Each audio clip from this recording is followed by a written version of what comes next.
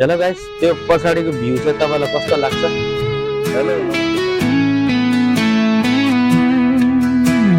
म गऱ्यो भनेर मन्दिर मानेर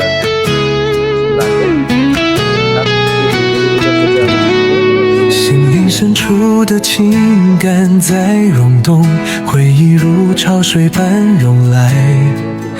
那些曾经的梦想。 तपाईँहरूले आफै मूल्याङ्कन गर्नु होला र दोस्रो कुरो चाहिँ आज हाम्रो छुट्टी थियो तर साथीभाइहरू यताउता घुमौँ जाऊँ भनेर चाहिँ भन्यो अनि रुमबाट हामी बाहिर ठ्याक्क निक्लेको थियौँ हामी ठ्याक्क बाहिर निक्लेको थियौँ अनि त्यहाँपछि एउटा भिडियो बनाऊ भनेर दाइ सिद्धिएको हो दाइ दाइ दाइ सिद्धियो भइसक्यो जाऊँ त त्यसो